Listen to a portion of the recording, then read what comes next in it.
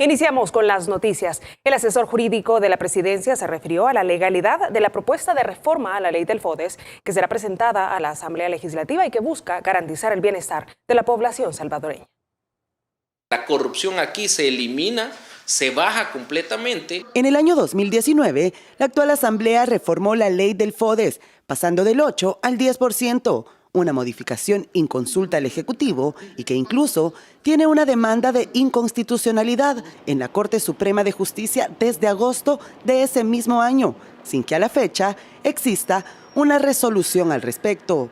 La reforma propuesta por el Ejecutivo y que sería aprobada en la nueva legislación reduce del 10 al 6% y permitirá priorizar el gasto en inversión pública. Manteniendo siempre gastos los municipios del 25%, pero priorizando el 75% por ley para obra en beneficio de la población. Esto también contribuirá a que se supere la deficiente ejecución de estos recursos. No se rompe ninguna autonomía municipal, eso es importante señalarlo, porque la Constitución le dice o le da la posibilidad al legislador de configurar el porcentaje. Respecto a la Dirección Nacional de Obras Municipales, dijo, tendrá un presupuesto adicional y será un apoyo para los municipios. Con la actual ley del FODES, la población no percibía los beneficios y a partir de estas reformas se garantiza la ejecución de proyectos. Ya no era un tema para obra pública, ya no era un tema para servicios municipales de la gente, sino para contrataciones o tapaderas, en algunos casos de negocios personales o de corrupción. Con esta propuesta de reforma se prevé una mejor inversión de los recursos y una nueva dinámica de desarrollo municipal. Marisela Núñez, Noticiero El Salvador. El ministro de Obras Públicas, Romeo Herrera, se refirió a la creación de la Dirección Nacional de Obras Municipales con fondos del gobierno, que anunció el presidente de la República. El funcionario dijo que con estos cambios se busca que los recursos por medio del FODES se transformen en verdaderas obras en beneficio de la población. El ministro de Obras Públicas, Romeo Rodríguez, explicó que con esta reforma se busca que se hagan proyectos de beneficio para la población, a diferencia de gobiernos anteriores, donde el dinero del FODES servía para los deleites de los alcaldes y sus familiares, según lo conocido en procesos judiciales. Y en obras que de verdad tengan impacto en la población, no como la parada de buses de $40,000, que solo era un proyecto para robarse los fondos de la gente, y no un proyecto para beneficiar de verdad a la gente. Entonces, o para que se coloquen banderas de $300,000, por ejemplo. Agregó que la nueva Dirección Nacional de Obras Municipales estará a cargo de Álvaro Ovirne, quien fue director ejecutivo de Fovial. Considero que es una persona que tiene todas las capacidades necesarias para poder ejecutar ese puesto y adicional a eso sé que va a hacer un gran trabajo. Y el puesto de Ovirne estará cubierto por Alex Beltrán, quien fuera el director de mantenimiento de la obra pública en el Ministerio de Obras Públicas. Entonces, por su experiencia se tomó la decisión de nombrarlo como director de Fovial. Es decir, ¿quién más que alguien que había estado en la dirección de mantenimiento de todas las calles, carreteras, puentes? La nueva Asamblea Legislativa recibirá las reformas a la ley del FODES, una iniciativa emanada desde Casa Presidencial. Víctor Hernández, Noticiero El Salvador. Y para garantizar que el dinero público se invierta de la mejor manera, el presidente de la República, Nayib Bukele, anunció la creación de una nueva entidad gubernamental que reforzará la ejecución de obras con apoyo de los consejos municipales. Eso no ha sido del agrado del alcalde saliente de San Salvador, Ernesto Mason. En las últimas horas, el presidente de la República informó que el gobierno central creará la Dirección Nacional de Obras Municipales, la cual se encargará de aprobar los proyectos solicitados por los alcaldes. En ese sentido, el alcalde saliente de San Salvador, Ernesto Mason, se pronunció en contra y se quejó de que los gobiernos municipales ya no van a recibir cantidades millonarias en efectivo, afirmando que se está asesinando el FODES. Y ante ello, el ministro de Hacienda, Alejandro Zelaya, aclaró de qué se tratan estas reformas. Zelaya respondió: lo que se asesina es la corrupción. Los proyectos justificados se van a ejecutar. Las banderas de $300,000 no. Lo único que les interesa es manejar el efectivo. ¿Por qué será? Se cuestionó el titular de Hacienda. El presidente de la República también anunció que van a proponer disminuir la proporción del FODES del 10% a un 6%. Ese será un análisis que hará la legislatura que entra en funciones a partir del 1 de mayo. Héctor Peñate, Noticiero El Salvador. Y por cierto, la Iniciativa Social para la Democracia, ISD, respalda la propuesta del presidente de la República para evitar actos de corrupción con el dinero del FODES y utilizarlo realmente en obras que beneficien a los 262 municipios de todo el país. Que obviamente hay un problema. El director ejecutivo de la Iniciativa Social para la Democracia concuerda con el gobierno en que es necesario garantizar la transparencia en el uso del FODES, que el Ejecutivo entrega a las 262 alcaldías, producto de los impuestos de cada uno de los salvadoreños. Y si la referencia que hay para tomar esta decisión tiene que ver con los problemas de la mala administración, de la mala gestión que se ha hecho con estos recursos por parte de los alcaldes municipales, pues obviamente ahí hay una razón muy de fondo, muy de peso. La propuesta del presidente Nayib Bukele, que será enviada a la nueva Asamblea Legislativa, pretende evitar actos de corrupción y fortalecer la gestión económica y social de las municipalidades para que el dinero se vea traducido en las obras que demanda la población.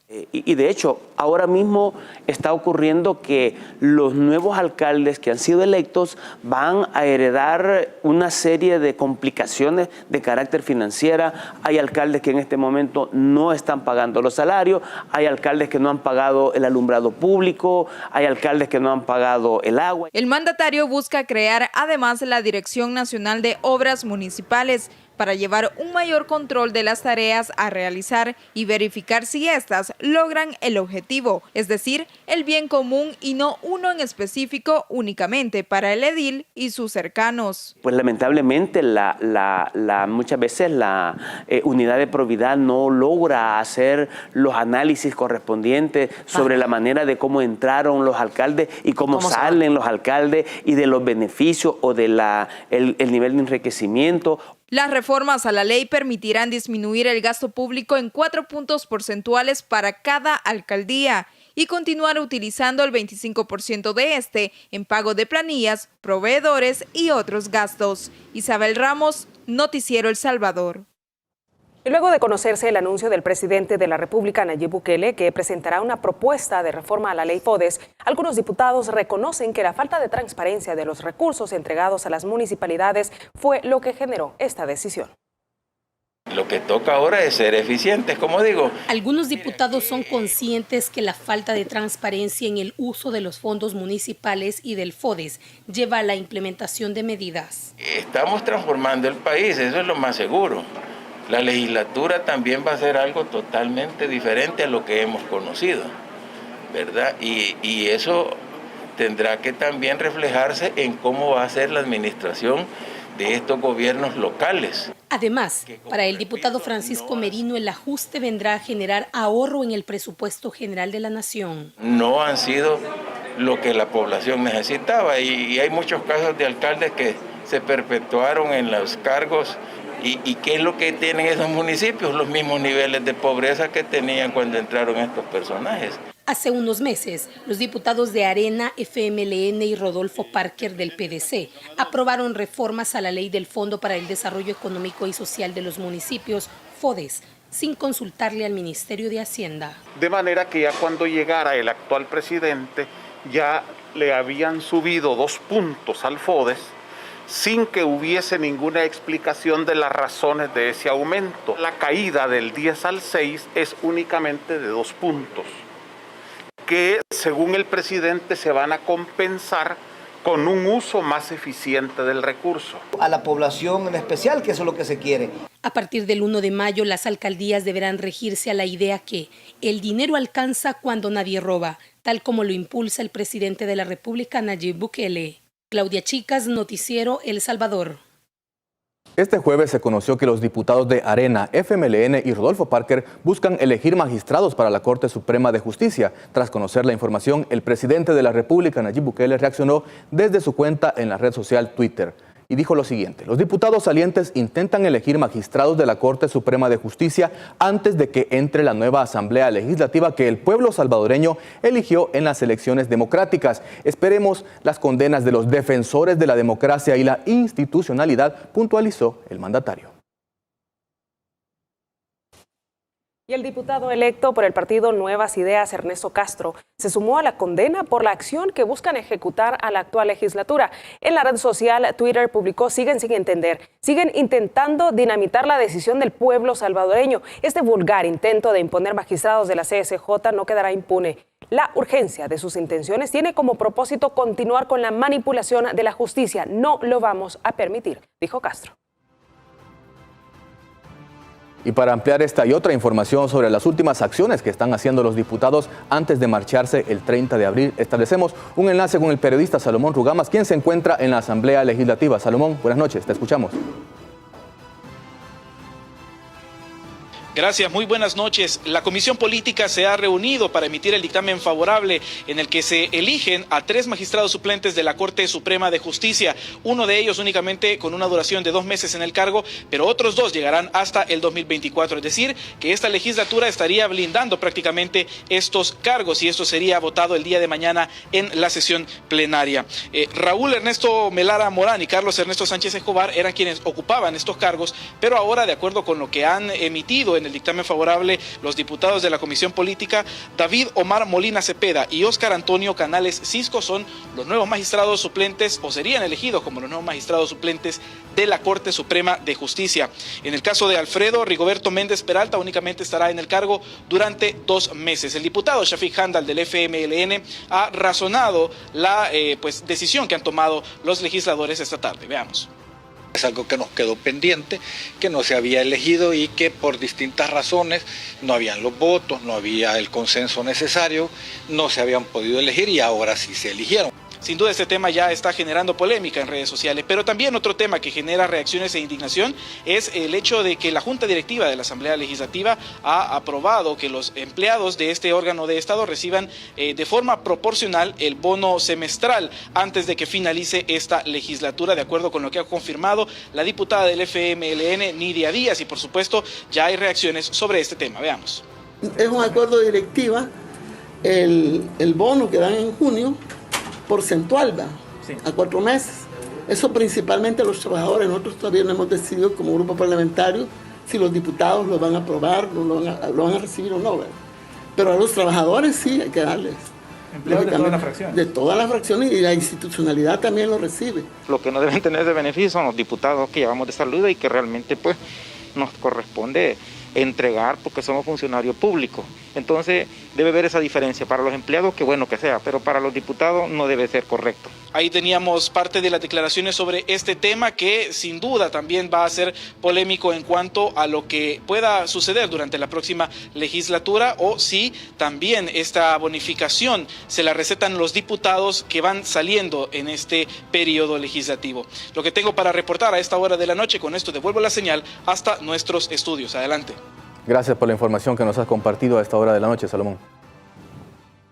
Y en otras noticias, el Sindicato de Trabajadores Municipales de la Alcaldía de San Salvador, Citramus, desmintió que el alcalde Ernesto Mason haya pagado las retenciones laborales, la canasta navideña y otras prestaciones. Además, pidieron a la nueva administración municipal destituir a las gerencias, subgerencias y otras jefaturas por violaciones a sus derechos laborales.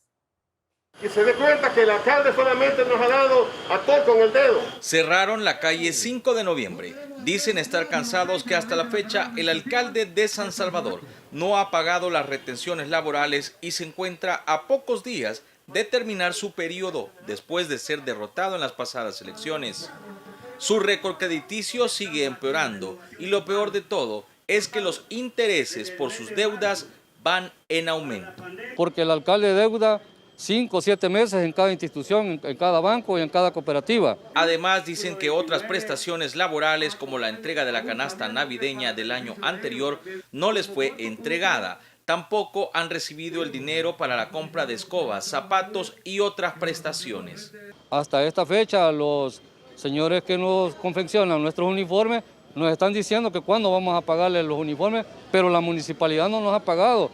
piden a la nueva administración municipal que destituya a gerencias, subgerencias y otras jefaturas que han violentado sus derechos laborales. Le pedimos a él que él cambie las jefaturas que tenemos aquí, tanto como administrativos, gerencias, sugerencias, jefaturas de los proyectos, jefaturas que han estado aquí infringiendo los derechos de los trabajadores. Esperan que el alcalde que fue derrotado en los comicios haga los pagos pendientes antes que salga de la alcaldía. Víctor Hernández, Noticiero El Salvador. Y a través de redes sociales, las autoridades del Ministerio de Trabajo informaron que ya desplegaron inspectores a las diferentes alcaldías para que investiguen la falta de pagos de salarios y violaciones a los derechos laborales. Recordemos que este miércoles 4 comunas amanecieron en reducción de labores, específicamente la de Panchimalco en San Salvador, San José Villanueva en La Libertad, Suchitoto en Cuscatlán y Santiago de María en Usulután. Y en otro tema, los promontorios de basura mantienen en desesperación a los habitantes de populosas colonias del Gran San Salvador, como Montes de San Bartolo II, por ejemplo, donde muchas de las aceras están obstruidas por desperdicios desde hace más de 30 días. Basura, mal olor y moscas. Una combinación perfecta para las enfermedades. Y las pocas ventas. Al menos, ese es el caso de doña Evelyn, quien no vende mucho en su negocio de legumbres, ya que está frente al promontorio. Los del camión de basura pasan observando. Sí, cabal. Y solo miran de que está el poco de basura y se ponen a reír y de ahí se van ellos. Doña Ana, igual, se ve en problemas con su venta de refrescos. Los clientes no pasan por el lugar debido al basurero. Gas tiramos así, lejía desinfestante, pero un ratito se van las moscas. A ratito está la regazón de igual. Los promontorios están casi por todos los pasajes. Cerca del punto de la ruta 29, todavía es más grande. Si no lo han recogido los de la alcaldía, son hechos leña. Porque aquí la alcaldía no corresponde, la calle es joyuda, basureros regados, ripios. Mira el gran montón de ripios allí. ¿Y por qué será que no hacen nada? No hacen nada, no reparan. Que haga lo posible de que hacer esto. O lo porque perdieron no quiere decir que vamos a dejar el basurero. Gracias. Okay. Gracias a usted por hablar con nosotros. Héctor Peñate, Noticiero El Salvador. Y la basura se sigue acumulando en Apopa. Colonias y comunidades de ese municipio, que es administrado por el Partido Arena, reportan varios meses sin el servicio de recolección de desechos sólidos.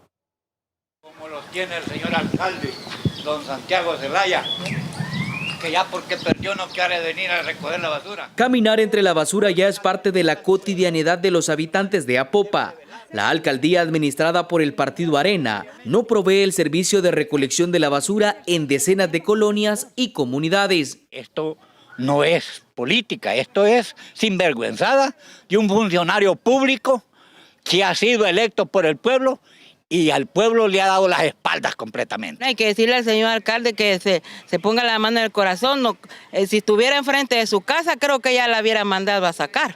Ay, disculpe, con respeto que usted se merece, pero esta basura no la queremos aquí en la colonia. La indignación con la administración municipal se debe a que se reportan enfermedades gastrointestinales y un ambiente insalubre que afecta a los menores de edad y adultos mayores. Imagínese uno a la par de la basura vive, ¿verdad? No. ¿Se alimenta? Se alimenta, imagine las moscas, ¿verdad? No, estamos bien fregados. Era un gran tubo que se siente. Guácalo. Eso da asco.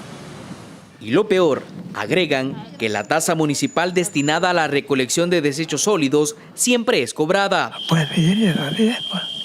Ahí no hay perdón. Es lo que pasa, que los impuestos siempre usted sabe que hay que pagarlos. Con la luz ahí estamos pagando, la luz eléctrica ahí pagamos, ahí nos cobran pues, y entonces no tienen por qué decir que nosotros no pagamos. El servicio irregular de la recolección de basura en Apopa data de años, pero con la derrota electoral de la administración municipal saliente, esta situación se ha agravado. con promotorios de basura. Así se despiden muchos alcaldes de la población que en una o en varias ocasiones confió en ellos para que les garantizara mejores condiciones de vida. Sin embargo, cierran su capítulo en la política de la forma más baja, dejando una verdadera crisis ambiental y de insalubridad en los municipios a los que juraron servir. Edgar Jurado, Noticiero El Salvador. Una situación que sin duda genera muchísima indignación. Vamos con eso, a la pausa, ya volvemos. Gracias por seguir en nuestra sintonía. Para asegurar el acceso a la vacunación contra el COVID-19 a todos los adultos mayores de 80 años, el gobierno del presidente Nayib Bukele continúa movilizando a promotores de salud y equipo sanitario a diferentes comunidades en todo el país. Van de puerta en puerta, verificando los datos de los adultos mayores de 80 años que residen en la comunidad La Fosa de San Salvador. Una de sus paradas es la vivienda de Luisa Mengíbar, de 83 años. Personal del equipo comunitario de salud familiar ingresa su número de DUI en el portal habilitado para agendar la cita de vacunación y en breves minutos el proceso ha finalizado. El personal de salud también despeja las dudas de doña Luisa y su hija. Es para una, pues sí, ayuda para el cuerpo, ¿verdad? Para la enfermedad que estamos actualito, que tenemos aquí en el país. Primero Dios que sí nos funcione y sí, ¿verdad? Gracias a Dios que se da la oportunidad de tener algo preventivo, ¿verdad? Realmente creo que es un buen beneficio. Y que primero Dios sí nos va a funcionar. La visita de los promotores de salud busca ayudar a que los adultos mayores de 80 años puedan agendar su cita, sobre todo a quienes residen en zonas de difícil accesibilidad o a quienes no tienen a su disposición aparatos móviles con acceso a Internet. Se le agradece bastante a ellos por el esfuerzo que andan haciendo de visitarlo a uno de casa en casa, ya que cuando uno no puede usar mucho el Internet se le complica, pero gracias a Dios ellos están esforzando en hacer eso, ayudándole a las personas. Los adultos mayores agradecen ser priorizados por el plan de vacunación. Alegre, agradecido con Dios y bien con los esfuerzos que hace el Ministerio de Salud y nuestro presidente. El plan de vacunación del gobierno avanza de acuerdo a lo previsto. A la fecha se ha incluido en el proceso de inmunización al personal de primera línea sanitaria, no sanitaria, maestros del sector público, privado y de universidades. Y dentro de la segunda fase de vacunación, a las personas mayores de 80 y 70 años con enfermedades crónicas y degenerativas. Tatiana Funes, Noticiero El Salvador. El presidente de la República, Nayib Bukele, informó en sus redes sociales sobre el inicio del periodo para agendar citas para vacunar contra el COVID-19 a adultos mayores de 70 años. El mandatario hizo énfasis en que se mantendrán activas las citas para personas que pertenecen a las fases anteriores. Ya se habilitaron las citas para la vacunación contra el COVID-19 para todos los adultos mayores de 70 años. Se mantienen activas todas las personas que pertenecen a las fases anteriores. Recuerden que se activarán más fases pronto. Haga su cita en www.vacunacioncovid19.gov.sb, puntualizó el mandatario en su cuenta de Twitter. Y el proceso de inmunización contra el COVID-19 de 4.5 millones de salvadoreños avanza, tal cual lo anunció el presidente de la República. Este jueves inició la vacunación para los docentes de las diferentes universidades a nivel nacional y también el personal administrativo. El objetivo es inmunizar a todos los docentes antes de retornar de forma semipresencial a las clases y evitar así contagios de COVID-19. Miles de maestros del sector público y privado ya fueron vacunados y tal como estaba previsto, este jueves inició el proceso para los profesores de instituciones del nivel superior. Se tiene como plan vacunar al 100% de los docentes de las universidades. Eso va a ser en 3 días, jueves, viernes y sábado. Son cerca de 30 los puntos de vacunación que han sido destinados para el proceso de vacunación. Mientras tanto, avanza de manera ordenada y ágil la vacunación de la segunda fase. Esta inició con las personas mayores de 80 años de edad. Nosotros tenemos a disposición sillas de ruedas, se tienen las condiciones para poder ir apoyando a todos estos adultos en los puntos de vacunación, lo cual requiere más tiempo y por supuesto programamos citas con mayor espacio para que esto se pueda siempre realizar de manera fluida. Para recibir la primera dosis que contribuirá a la protección contra el COVID-19, es necesario realizar su cita previa en el sitio web que habilitó el gobierno. Además, los promotores de salud constituyen un papel fundamental para garantizar que ningún salvadoreño quede fuera de este beneficio. En las modalidades de los promotores de salud, una es las que están dentro de las unidades de salud, que la población se pueda acercar a la unidad de salud para que ahí le agenden la cita, y también existe una modalidad en que los promotores de salud que conocen cada una de las familias de los salvadoreños en cada uno de los cantones, están activamente buscándolos. Más de 700 unidades de salud a nivel nacional están a la disposición de los salvadoreños para poder realizar la cita dependiendo del grupo etario al que pertenezcan. Isabel Ramos, Noticiero El Salvador. Docentes y personal administrativo de universidades se hicieron presentes en la Unidad de Salud de Mexicanos para recibir la primera dosis del fármaco que protege contra el COVID-19 y de esta forma regresar a las aulas inmunizados. Esta jornada es parte del plan articulado por las diferentes instituciones del gobierno. La jornada de vacunación en la Unidad Comunitaria de Salud Familiar ubicada en el municipio de Mexicanos fue verificada por la ministra de Educación, debido a que se inició con la inmunización de docentes y personal administrativo de universidades. Vemos en este lugar una gran afluencia. Aquí se encuentra incluso una de las rectoras y estamos muy satisfechos con el proceso en este lugar.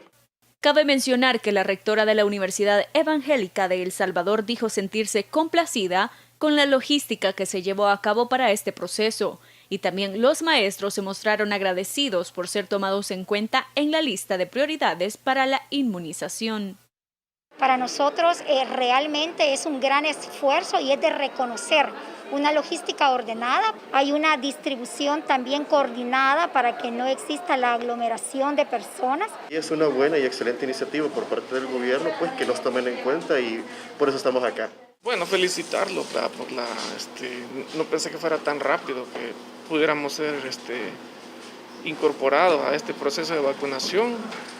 Y sí, reitero mis felicitaciones, porque esto es una garantía para nosotros, ¿verdad?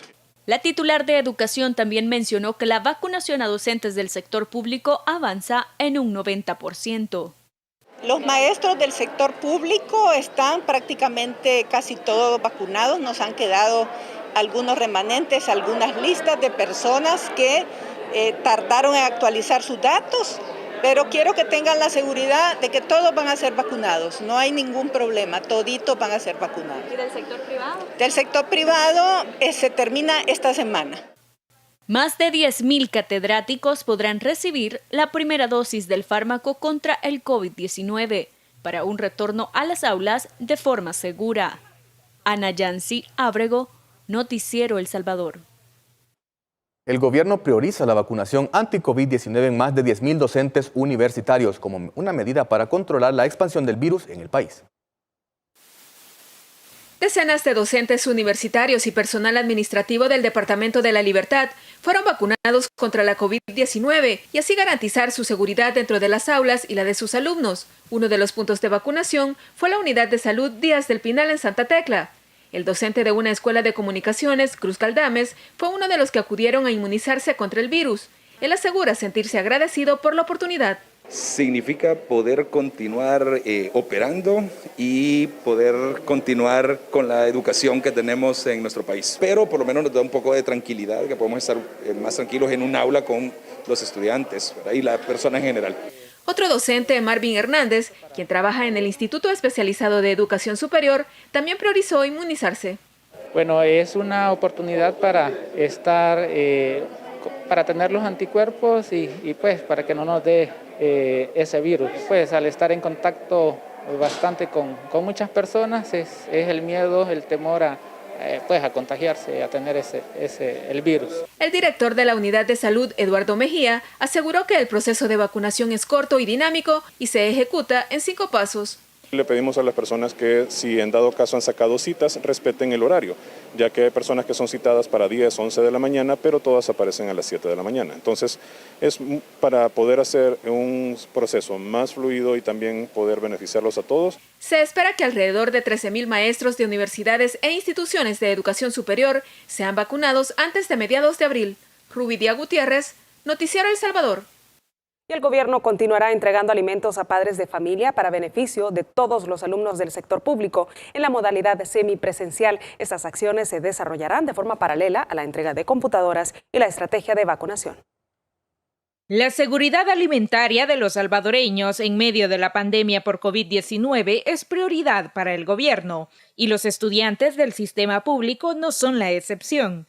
Mediante el programa de alimentación escolar que el Ministerio de Educación implementa desde junio de 2020 y que mantendrá durante el retorno a clases semipresenciales. De acuerdo a la ministra de Educación, Carla Anania de Varela, con la modalidad semipresencial se continuará con la entrega de paquetes de alimentos a las familias. Esta logística se realizará paralela a la vacunación y la entrega de computadoras y al arreglo de la infraestructura de las escuelas. Desde el inicio de la pandemia, el presidente Bukele dio la instrucción de contrarrestar el impacto en la economía familiar, con el programa de emergencia sanitaria que sigue llevando a diario paquetes de alimentos a toda la población hasta la puerta de su casa. Con esto se garantiza que cerca de 1 millón de estudiantes del sector público en más de 5.000 centros educativos a escala nacional tengan alimentación. Tatiana Funes, Noticiero El Salvador.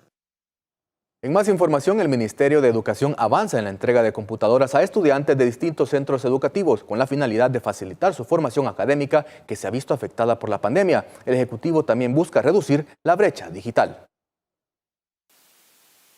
145 estudiantes del Instituto Nacional de Antiguo Cuscatlán fueron beneficiados con la entrega de computadoras portátiles por parte del Ministerio de Educación para que puedan fortalecer su proceso formativo. Para Óscar Alexis Sánchez, estudiante de tercer año de bachillerato en especialidad de software, este beneficio representa una oportunidad para fortalecer la investigación en este campo.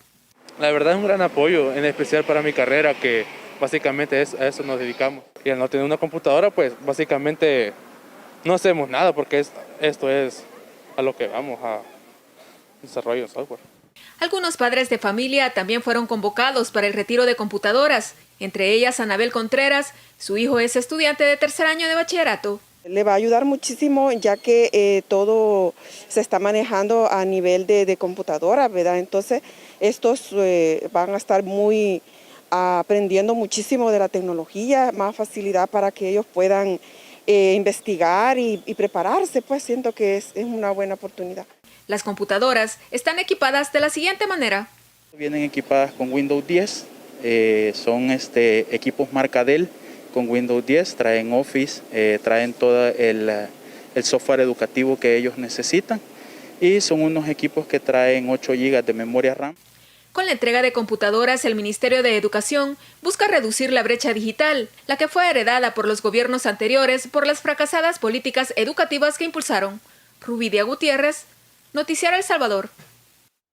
El manejo de la pandemia por parte del gobierno es reconocido a nivel internacional. Por ejemplo, el regreso a clases realizado de manera semipresencial con medidas de bioseguridad y la vacunación de los docentes es destacado por el Fondo de las Naciones Unidas para la Infancia, UNICEF. El retorno a clases en la modalidad semipresencial y el cumplimiento de las medidas de bioseguridad implementadas en las 3.500 instituciones educativas el pasado 6 de abril es un ejemplo de cómo se deben hacer las cosas, sostiene el Fondo de las Naciones Unidas para la Infancia, UNICEF. Esta no es la primera vez que la ONU brinda su respaldo al gobierno en las acciones que han priorizado la continuidad educativa.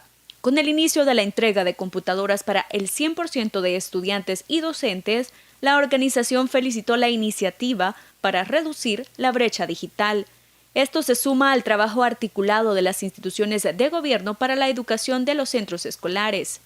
El buen manejo de la pandemia en el territorio nacional también le ha otorgado al país un reconocimiento a escala internacional. Ana Yancy Ábrego, Noticiero El Salvador. Y más personas siguen siendo beneficiadas con el acercamiento de los servicios de salud y el diagnóstico temprano del COVID-19 a través del tamizaje comunitario. Es el caso del municipio de Quesaltepeque, donde 1,000 personas se sometieron a la prueba. El Ministerio de Salud desplazó las cabinas móviles de diagnóstico hasta el municipio de Quesaltepeque con el fin de dar continuidad a la estrategia de tamizaje comunitario que permita dar una atención oportuna en salud de calidad a la población que resulte positivo a COVID-19. Las autoridades destacan la importancia de realizarse la prueba luego de las pasadas vacaciones. Y si no se mantuvieron pues las medidas de bioseguridad, pues existe la posibilidad de que se hayan contagiado por ahí y que seamos unos pacientes positivos al COVID, pero asintomáticos, ¿verdad? Quiere decir que no presentemos síntomas. Entonces, importante realizarse la prueba para considerar si estamos positivos, pues entrar en todo el procedimiento de manejo de estos casos y evitar contagios a nuestros familiares. Las cabinas se ubicaron en puntos estratégicos y de mayor circulación de la ciudadanía. Estos fueron frente al Mercado Municipal y la Plaza Centenario. En total, fueron 1000 pruebas las realizadas. La población, por su parte, agradeció estos esfuerzos que brindan mayor acceso a los servicios de salud. Ya que es pues un beneficio para todo el pueblo de Quesaltepeque. También agradecerle al ministro de Salud por esta oportunidad y decirle al pueblo que se haga presente porque esta prueba pues es importante para saber si uno es positivo o es negativo, porque así pues pensemos en nuestra familia y en nuestro pueblo para salir adelante, porque esto es una realidad. Estas acciones se suman a otros esfuerzos importantes en la atención de la pandemia, como el programa de inmunización contra el COVID-19, para lo cual se han adquirido una importante cantidad de dosis y las cuales ya están llegando a la población salvadoreña de mayor vulnerabilidad, así como el abastecimiento de insumos de bioseguridad a centros escolares, el refuerzo de protocolos sanitarios en el aeropuerto internacional, jornadas de desinfección en centros de atención en salud, entre otros. Daniel García, Noticiero El Salvador. Y a nivel internacional, el epicentro de la pandemia continúa siendo el gigante sudamericano Brasil, que por segundo día en esta semana registra más de 4.000 decesos. Por otra parte, científicos han encontrado una nueva variante del virus con 18 mutaciones. El número de muertes superó por primera vez el de nacimientos registrados en la región sureste de Brasil, la más poblada del país. Las autoridades reportaron su cifra más alta de fallecidos en lo que va de la pandemia. 4.249 personas murieron en 24 horas a causa del coronavirus, marcando un récord diario, el segundo en esta semana. El total ahora asciende a 345.000 y la tasa de mortalidad se ubica en 164.2 personas por cada 100.000 habitantes.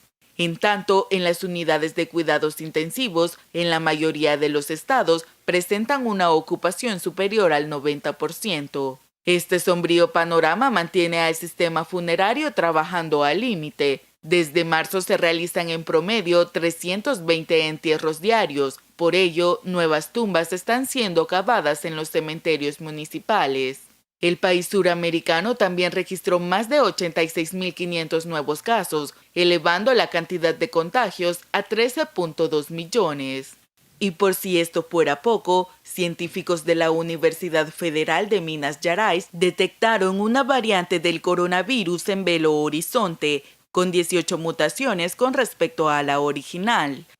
La investigación preliminar indica que este nuevo linaje podría ser más transmisible. Es evidente que la pandemia no da signos de mejora en Brasil y el mes en curso podría ser el peor desde que llegó la enfermedad a la nación. Laura Burgos, Noticiero El Salvador.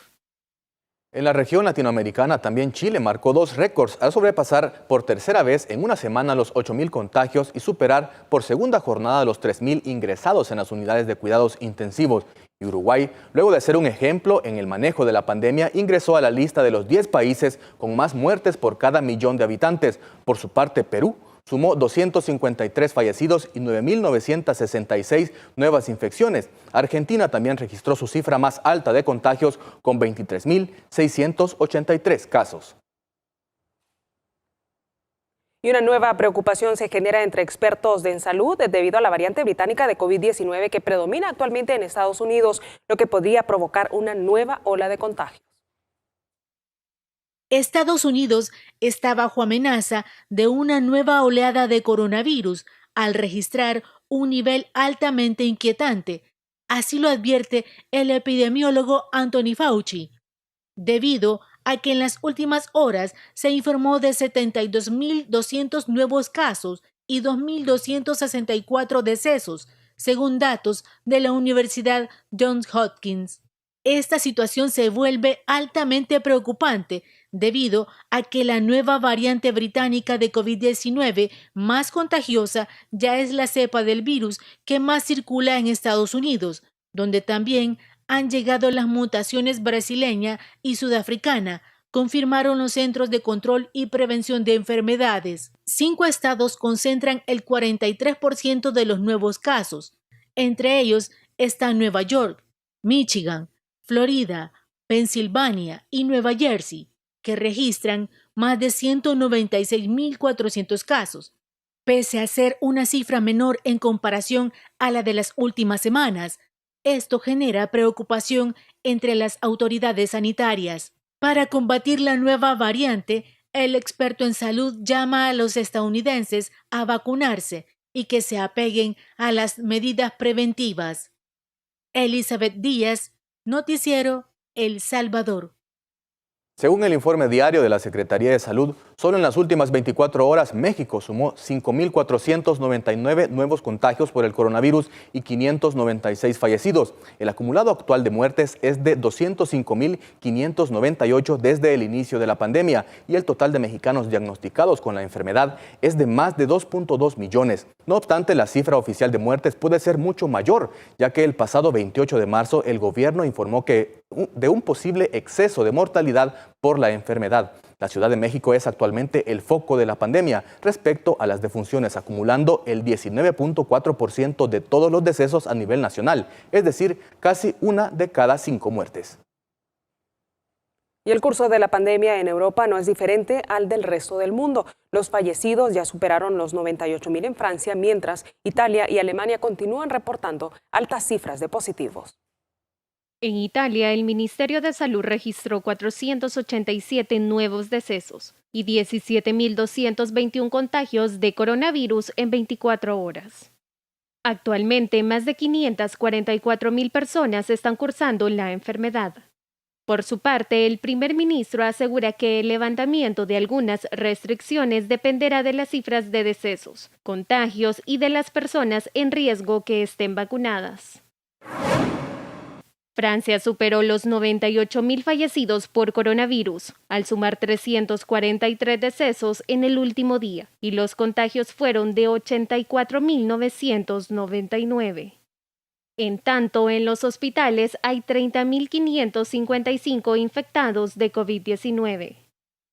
Por otra parte, la policía de París continúa la búsqueda de una casa privada donde se llevaron a cabo cenas clandestinas a pesar de las restricciones que rigen en la ciudad.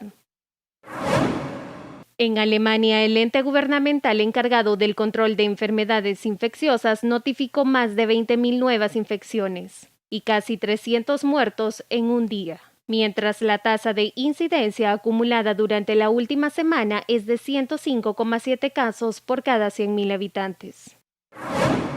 En España, el Ministerio de Sanidad añadió 9.901 contagios, al acumulado que ya supera los 3.3 millones. En cuanto a las comunidades autónomas, en Madrid, la incidencia acumulada en los últimos 14 días se ubica en 315,49 casos por cada 100.000 habitantes. Este dato es el doble a la media nacional. Con información de Laura Burgos, Vanessa Moya, Noticiero El Salvador. India reportó nuevamente un máximo diario de casos de coronavirus y ha superado por primera vez los 125.000 contagios desde que comenzó la pandemia. En medio de un drástico repunte de casos durante las últimas semanas, India vive una crisis por la escasez de vacunas anti-COVID-19, ya que los centros de vacunación en varias partes del territorio, incluida la ciudad de Mumbai, han tenido que rechazar a los habitantes porque no quedan más dosis de las vacunas para ser aplicadas justo cuando las infecciones aumentan a un ritmo acelerado. Los datos globales suman más de 12.9 millones de diagnosticados y 166.862 fallecidos a causa de la enfermedad. Informe del clima. Nuestra meteoróloga Sandra Martínez ya está con nosotros para brindarnos el reporte del tiempo. Sandra, ustedes con la entrevista ya está con nosotros Armando Godoy para dar inicio a este espacio. Armando, buenas noches. Por supuesto, muy buenas noches, Amelie, Armando y por supuesto pueblo salvadoreño. Siempre es un gusto poderlos saludar ya en este jueves 8 de abril con muchísima información. Arrancamos Noticiero El Salvador y bueno, nos quedamos pero analizando los diferentes temas que están ocurriendo aquí en el país y vamos a hablar precisamente sobre el tema FODES. Muy bien, estaremos pendientes. Listo, gracias. Buenas noches, Armando, compañeros. Bien, pueblo salvadoreño, qué gusto poderlos saludar. El FODES obviamente es uno de los temas también que ha ocupado la agenda de noticias en nuestro país y por eso vamos a estar hablando sobre esta reforma que quiere impulsar el presidente de la República, Nayib Bukele, con la nueva legislatura. ¿En qué consiste y cuáles son los alcances? Bueno, de eso vamos a estar hablando con mi invitado esta noche y quiero darle la cordial bienvenida al ministro de Hacienda. Qué gusto que esté con nosotros, ministro, esta noche. Hola, Armando. Muy buenas noches también a todos tus televidentes y pues con mucho gusto hablamos de este tema que está bastante en boga en estos días, que es el tema FODES y también de las expectativas de la nueva legislatura. Por supuesto, y además de toda la calificación positiva que han hecho las diferentes casas, y calificadoras de riesgo a nivel internacional. De esto y más vamos a estar hablando, ministro. Con mucho gusto, Armando, y bueno, como tú muy bien lo dices, recibimos con mucho optimismo las noticias de este día, Standard & Poor's específicamente, entre otros organismos multilaterales, pero con mucho gusto lo abordamos en lo que viene de la entrevista. Comenzamos, adelante, bienvenidos.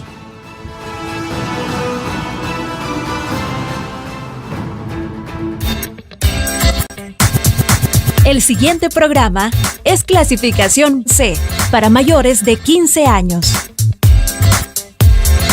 Dirección de Espectáculos Públicos, Radio y Televisión. Ministerio de Gobernación.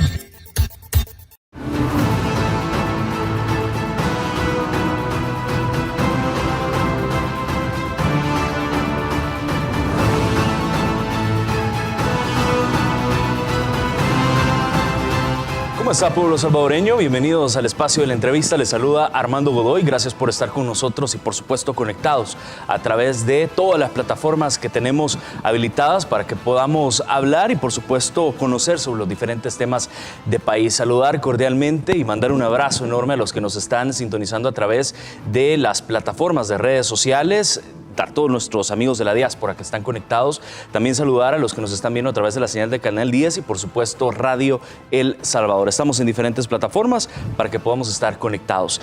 Bien, hoy vamos a estar hablando una hora completa con el ministro de Hacienda, Alejandro Zelaya. Hay muchísimos temas en agenda y yo quiero reiterar la cordial bienvenida a este espacio. Gracias, Armando, y muy buenas noches a todos los salvadoreños que a esta hora nos sintonizan. Como tú muy bien lo decías, hay muchos temas en boga, pues con mucho gusto abordamos todos esos temas de coyuntura. Por supuesto, bueno, y es que precisamente en los últimos días el señor presidente de la República ha hecho una serie de anuncios desde el domingo pasado y uno de estos anuncios, él ha informado que va a hacer una transformación completa del FODES y por eso va a enviar a la nueva Asamblea Legislativa reformas a la ley del Fondo para el Desarrollo Económico y Social de los municipios de El Salvador, mejor conocido como FODES, y el mandatario ha especificado, ministro, sobre que ya no será del 10%, sino del 6%. ¿Por qué? Y tenemos una nota para explicarlo. Estuvimos hablando con Javier Argueta, él es el asesor jurídico de la presidencia, él se refería a la legalidad de esta propuesta de reforma de ley del FODES que será presentada a la Asamblea Legislativa y que obviamente busca garantizar el bienestar de usted, la población salvadoreña. La corrupción aquí se elimina, se baja completamente. En el año 2019, la actual Asamblea reformó la ley del FODES, pasando del 8 al 10%. Una modificación inconsulta al Ejecutivo y que incluso tiene una demanda de inconstitucionalidad en la Corte Suprema de Justicia desde agosto de ese mismo año, sin que a la fecha exista una resolución al respecto. La reforma propuesta por el Ejecutivo y que sería aprobada en la nueva legislación reduce del 10 al 6% y permitirá priorizar el gasto en inversión pública. Manteniendo siempre gastos los municipios del 25%, pero priorizando el 75% por ley para obra en beneficio de la población. Esto también contribuirá a que se supere la deficiente ejecución de estos recursos. No se rompe ninguna autonomía municipal, eso es importante señalarlo, porque la Constitución le dice o le da la posibilidad al legislador de configurar el porcentaje. Respecto a la Dirección Nacional de Obras Municipales, dijo, tendrá un presupuesto adicional y será un apoyo para los municipios. Con la actual ley del FODES, la población no percibía los beneficios y a partir de estas reformas se garantiza la ejecución de proyectos. Ya no era un tema para obra pública, ya no era un tema para servicios municipales de la gente, sino para contrataciones o tapaderas, en algunos casos de negocios personales o de corrupción. Con esta propuesta de reforma se prevé una mejor inversión de los recursos y una nueva dinámica de desarrollo municipal. Marisela Núñez, Noticiero El Salvador. Gracias, Marisela, por esta nota donde obviamente explica la legalidad de esta reforma y ya veíamos decir de parte de este funcionario que se encuentra esta propuesta de la mejor forma legalmente hablando. Pero hablemos financieramente hacia dónde va esta reforma que ha sido anunciada por el presidente de la República, Nayib Bukele. Sí, bueno, Armando, hay que aclarar que nosotros desde el Ministerio de Hacienda pues se transfiere mes a mes 41 millones, ese es el total del FODES, ¿no? Que se transfiere a las municipalidades. Pero muchos de estos recursos que se transfieren a las municipalidades muchas veces no se transforman en obras. Y sobre todo hemos visto en los últimos años un mal uso del FODES por parte de algunos alcaldes, incluso algunos pagando tarjetas de crédito, préstamos personales, ¿no? Entonces, en ese sentido, creo que es importante destacar que El Salvador pasa por un fenómeno de ordenamiento financiero y estamos también haciendo una ardua lucha contra la corrupción y estamos tratando de evitar todos esos agujeros donde se nos escapaban los fondos que evidentemente se recolectan de los impuestos de todos los salvadoreños. Quiero recordarle a toda la población también que el FODES no es dinero que recauden las alcaldías. El FODES depende del Fondo General de la Nación y por tanto deviene de la recaudación de los impuestos que realiza el Ministerio de Hacienda. En ese sentido, la Constitución es bastante clara y dice que se va a crear un fondo para pues, apoyar un poco a las municipalidades. El presidente Bukele lo que ha anunciado el día de ayer ha sido la creación de la Dirección Nacional de Obras Municipales con fondos GOES o con fondos del Gobierno de El Salvador. Es decir, siempre es el mismo fondo, pero ahora controlado. Se va a reducir del 10 al 6%, porque hace años, Armando, y esto hay que recordarlo, el fondo era del 6%. Ahora, algunos van a decir, pero el costo ha encarecido. Sí, pero ese 6%, el costo de la vida ha encarecido, pero ese 6% se calcula sobre los ingresos ordinarios de cada año. Es decir, también ya está incorporado el tema del crecimiento económico, la inflación y este tipo de factores, ¿no? Entonces, estamos regresando al porcentaje, digamos que es el porcentaje adecuado, y en algunos de los países, esto es importante recalcarlo, las transferencias del gobierno central hacia las municipalidades no existen. Entonces, las municipalidades administran los impuestos que ellos recaudan, pero ¿qué es lo que ha pasado en El Salvador durante los últimos 30 años? Las alcaldías, con los fondos que recibían del FODES, cubrían todas las obligaciones o todos los proyectos que deberían realizar desde las municipalidades y no cobraban los impuestos, no recaudan las tasas municipales. Esto lo que hace es convertir a las gestiones en cuestiones, me imagino yo, ministro, en gestiones conformistas, administrativo y no para proyectos en beneficio del pueblo salvadoreño. Muchas de las alcaldías incluso utilizan para gasto corriente del fondo de 75 que debe estar dirigido para obras. Cuando no debería ser así. Cuando no debería ser así, porque la ley FODES es clara, 25% del fondo que se transfiere en su totalidad a cada alcaldía puede ser usado un 12.5% para el pago de planilla o salarios y un 12.5% para el pago de gasto corriente. Pero el 75% restante debe ser utilizado única y exclusivamente en la realización de obras municipales. Así lo dice, si no mal recuerdo, el artículo 5 de la ley FODES. Pero en muchos de los casos de ese 75% pagan la energía eléctrica, que es un gasto corriente. Pagan incluso la planilla, que es gasto corriente también. No debería de suceder eso. Los proyectos también, en muchos de los casos, hemos visto paradas de $40,000, paradas de buses que $40,000. O banderas, por ejemplo. O banderas de $300,000. Y cuando a los alcaldes se les ha consultado por esos montos, algunos, yo recuerdo a la actual alcaldesa de Santa Ana, decía, no, la parada de buses no cuesta $40,000, cuesta $35,000. Bueno, yo no le veía la diferencia, ¿no? Porque al final es una parada de buses nada más. Y esos montos se erogan desde el FODES.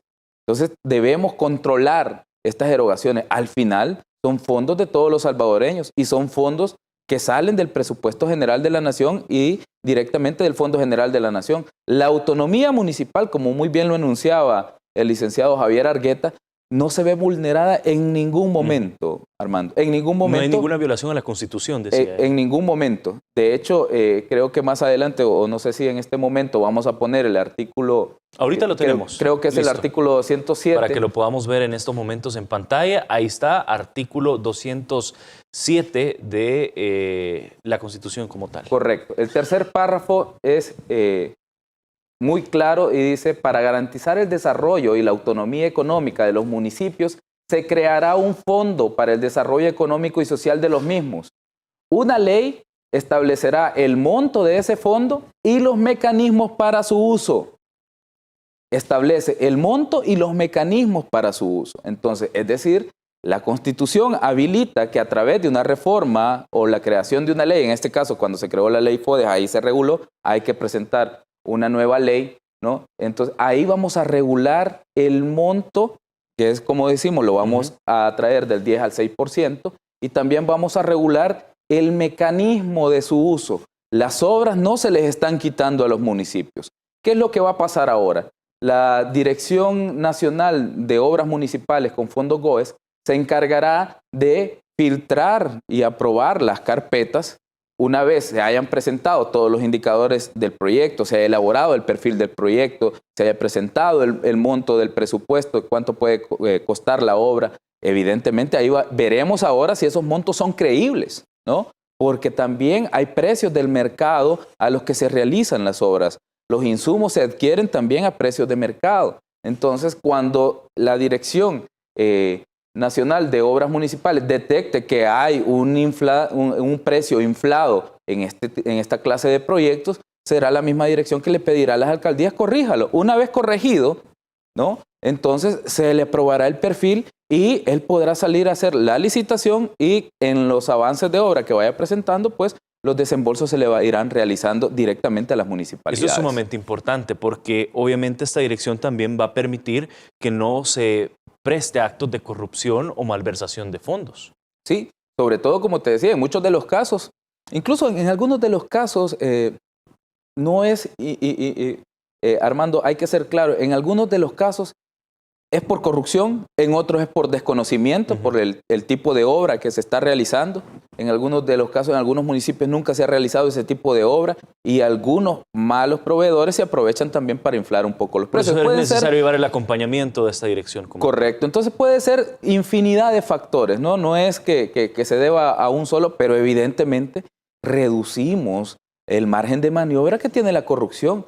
Y creo que todos en este país, si en algo estamos de acuerdo, es que deben existir controles y que debemos también tener un mayor control sobre los fondos públicos. Yo hasta el momento no he visto que la Corte de Cuentas haya dicho que ya terminó los exámenes en las alcaldías sobre los fondos que ejecutaron en el medio de la pandemia por COVID-19. Fueron 191 millones, Armando, que se entregaron en el marco de la emergencia por COVID-19 y de esos 191 millones los alcaldes a estas alturas, faltando 22 días para que terminen su mandato, no han rendido cuentas. No han dado una explicación y tampoco la Corte de Cuentas no ha dicho nada, que eso es importante decirlo. Y yo recuerdo también ayer, ministro, usted tuvo que aclarar también algunos conceptos, sobre todo al actual alcalde de San Salvador, Ernesto Mason.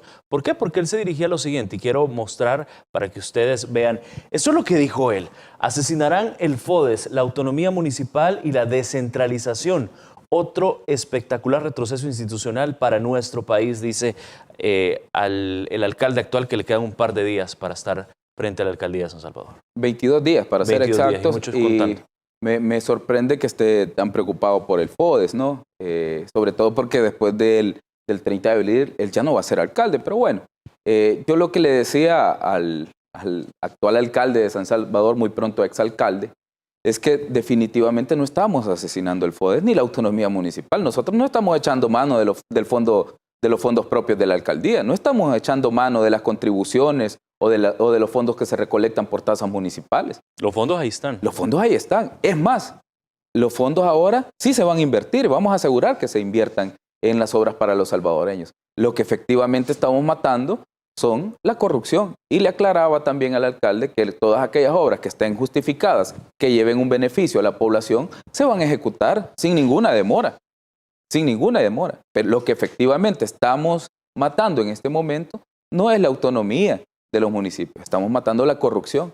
Todas aquellas obras que tengan una justificación para su realización se van a ejecutar. ¿Cuáles no se van a ejecutar? Banderas de $300,000, paradas de buses de $40,000. Evidentemente la Dirección Nacional de Obras Municipales con fondos GOES no se va a prestar tampoco a aprobar proyectos que no lleven ningún beneficio a la población. La bandera, ¿cuántas veces se rompió y tuvieron que cambiarla? Entonces, creo que en cada situación hay que atender las prioridades o las necesidades de la población y en muchos de los casos con los fondos FODES no se estaba haciendo. Ahora vamos a entrar a una nueva etapa de control gubernamental previo de los fondos que provienen del Fondo General de la Nación.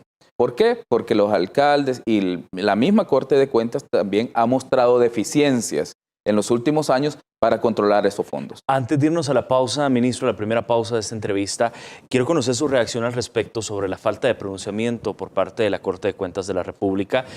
Yo sé que estaba a punto de reaccionar y yo lo corté, pero son $121 millones que se han dado, 191 millones de dólares que se han dado a las alcaldías. Y obviamente vemos un silencio en la Corte de Cuentas. Sí, justamente. Eso te decía, Armando, 191 millones. En un primer momento se le entregaron 116 millones. Luego, si tú recuerdas, cuando se aprobaron una de las operaciones del BID, que era por 250 millones, específicamente el crédito 5046, ahí se destinaron 75 millones más para los alcaldes. Y 116 más los 75, eso es lo que conforma los 191.7 millones que se les han entregado en el marco de la emergencia por COVID-19. A estas alturas seguimos viendo alcaldes que no recogen la basura, alcaldes que no reparan las lámparas, alcaldes que no reparan las calles, pero los fondos realmente los recibieron, fueron 191 millones los que se les entregaron. Y lo que preocupa es que faltan 22 días, ministro, y después ya no van a poder dar cuenta de eso. Muchos de los alcaldes, porque es por costumbre, pues, o sea, yo he trabajado mucho con municipalidades en el pasado, y muchos de los alcaldes cuando terminan su periodo se van para Estados Unidos, se van para no sé dónde. Se pierden. Y se pierden un poco, ¿no? Entonces, yo espero que la Corte de Cuentas esté previendo esta situación y que antes de que los alcaldes terminen su periodo el 30 de abril o la próxima semana, ojalá, y pues tengamos la buena voluntad de la Corte de Cuentas, tengamos todos los salvadoreños un informe de qué pasó con los 191 millones que se le han entregado a las alcaldías. Porque hasta el momento el magistrado presidente de la Corte de Cuentas solo dijo que iban a iniciar auditorías por los 75 millones entregados, pero hasta el momento no ha habido ningún pronunciamiento, no sabemos si están en etapa de borrador de informe, si están en informe final o si realmente no están ejecutando ninguna acción. Pero creo que los salvadoreños merecemos que se les explique. Si la Corte de Cuentas no está ejecutando ninguna acción de auditoría en torno a los 191 millones, pues que lo diga. Pero es preocupante que a 22 días de terminar el periodo de los alcaldes todavía no tengamos informes de qué pasó con esos casi 200 millones de dólares. Por supuesto, vamos a ver si en estos días la Corte de Cuentas de la República reacciona y se pronuncia al respecto sobre este fondo que ha sido entregado a los alcaldes. Vamos a hacer pausa y regresamos hablando siempre del tema FODES y otros más. Quédese con nosotros.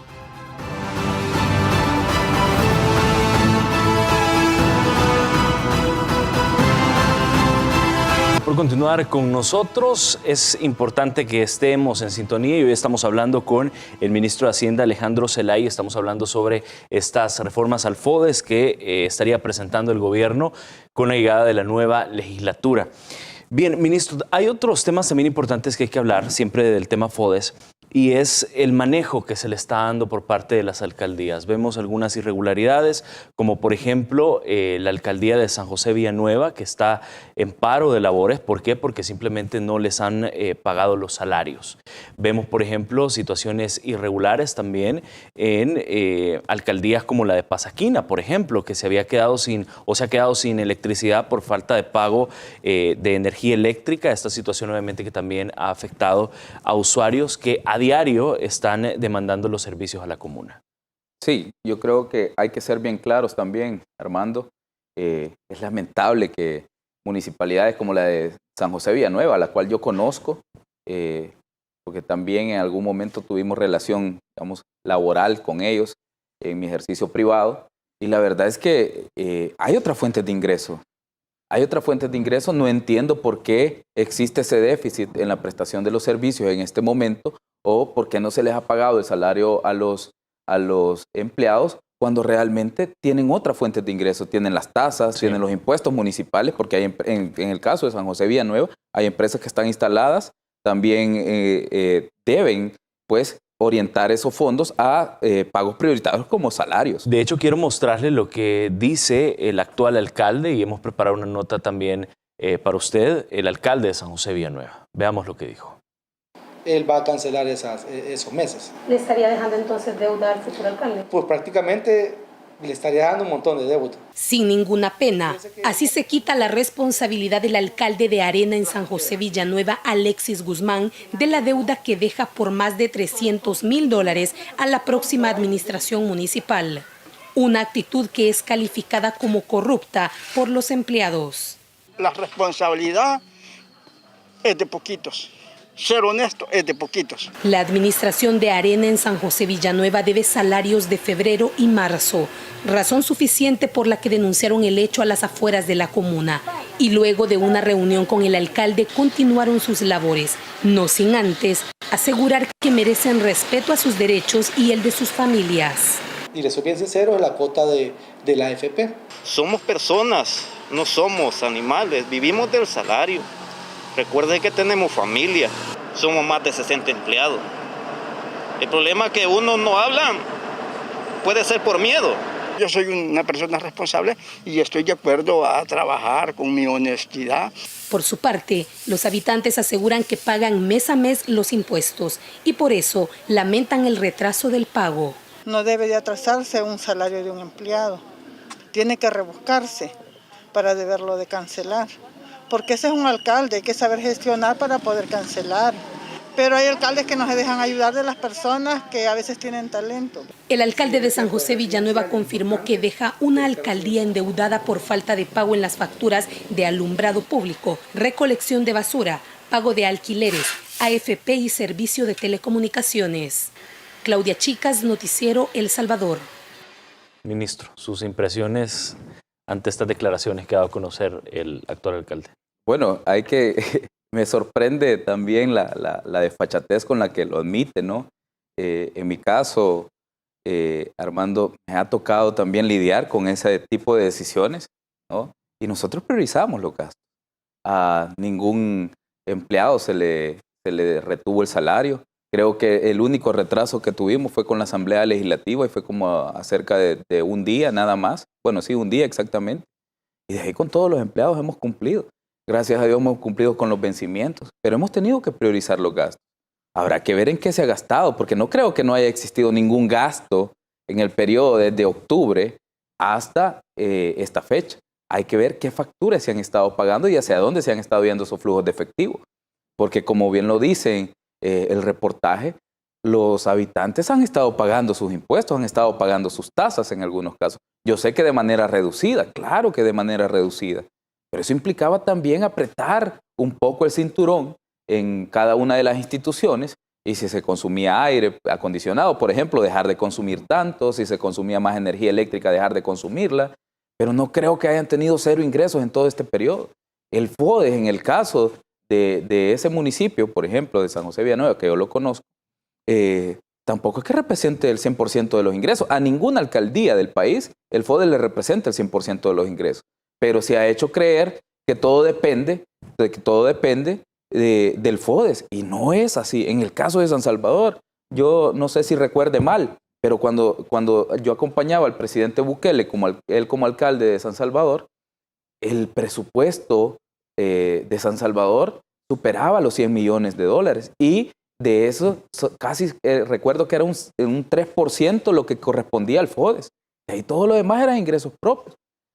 En muchas alcaldías, el FODES a lo sumo representará un 20%. Yo sé que en alcaldías más pequeñas, pues representa a veces el 50, el 60%, pero no es la totalidad del pago. En esos casos, pues los alcaldes también deben gestionar sus propios ingresos. A nosotros nos ha tocado ir a perseguir a la evasión fiscal. Sin la persecución de la evasión fiscal que nosotros tuvimos el año pasado, no hubiéramos logrado cubrir las obligaciones prioritarias del Estado. ¿Qué es lo que pasa? Los alcaldes no les gusta cobrar las tasas, no van a buscar el cobro de los impuestos. En muchos de los casos por compadrazgos o por amistades, ¿no? Con las empresas que están instaladas, pero creo que si hay una forma de demostrar la amistad hacia una persona es ayudándole a hacer bien su trabajo, ¿no? Yo cada vez que puedo, pues a mis amigos empresarios les digo, bueno, ayúdenme a hacer bien mi trabajo, paguen sus impuestos por completo. Y de esa es la mejor forma que ustedes me van a demostrar su amistad. Entonces, no yendo a solicitar no pagar. Y eso es lo que les pasa a muchos de los alcaldes. Ahora, ¿qué es lo que viene para los nuevos alcaldes? Ordenar la gestión municipal, revisar las contrataciones, porque en muchas de las alcaldías hay una sobreplanta de personal. Hay empleados que no tienen ninguna función asignada. Incluso en algunas alcaldías se denuncian que existen plazas fantasmas también de gente que no llega a laborar. Hay que ver qué pasó con los temas de deuda, ¿no? Porque hay que ordenar las alcaldías en El Salvador. La deuda total ronda los 600 millones de dólares. Entonces hay que ordenar, cada una de las alcaldías va a tener que llegar a ordenar ese tipo de aspectos si quieren realmente hacer una buena gestión. A nosotros como ejecutivo, con el presidente Bukele, nos dejaron unas finanzas públicas hechas un desastre. ¿Qué nos ha tocado a nosotros? Empezar a ordenarlas y priorizarlas. Nuestro gasto prioritario para este año se definió en educación, salud y seguridad, en ese orden de ideas. Y así lo hemos estado ejecutando dentro del presupuesto. Y así lo tienen que hacer los mismo nuevos tendrán que hacer también los alcaldes, definir cuáles son las prioridades más sentidas de la población y orientar los recursos hacia esas necesidades. Obviamente uno de los temas también y ya lo estuvimos hablando es el tema de la transparencia. Queda una deuda completa de la mayoría de alcaldías, si no todas las alcaldías del país, con la transparencia. La mayoría de alcaldías, Armando, siguen sin presentar, como te dije, en qué se gastaron los 191 millones de dólares que se les entregaron durante la emergencia por COVID-19. Y yo no veo que se haya armado una comisión en la Asamblea, yo siempre lo dije, o sea, parece que la Asamblea está conformada para atacar al Ejecutivo. Decían, queremos transparencia. Bueno, nosotros llegábamos y presentábamos información financiera. Varias veces los convoqué también al Ministerio de Hacienda para que tuviéramos reuniones. Los diputados que asistieron también tuvieron rendición de cuentas en esa instancia, en el despacho del Ministerio de Hacienda. También lo hicimos en el seno de la Comisión de Hacienda y en otras comisiones de la actual Asamblea Legislativa. Pero parece que solo a nosotros se nos pedía. Y a las alcaldías, cuando se les habían entregado, como dije, 191 millones de dólares, nunca se formó una comisión. Y no veo que nadie esté preocupado. ¿Qué salieron a pronunciarse varios de los diputados actuales ahora? Que estábamos matando la independencia y las obras municipales. Hombre, deberían de estar preocupados de qué se ha hecho con los fondos que se les han entregado a estos alcaldes, porque solo faltan 22 días para que termine su gestión. Entonces hay una alta deuda de transparencia por parte de los alcaldes salientes. Nosotros esperamos que aquellos que continúen en el cargo, pues en este nuevo mandato que van a tener, ahora sí también nos ayuden, ¿no?, a esclarecer dónde están esos fondos y cómo se han invertido. Por supuesto. Vamos a hacer otra pausa, ministro, a esta hora de la noche, y al regresar vamos a seguir hablando de otros temas que tienen que ver con la hacienda pública. Quédese con nosotros.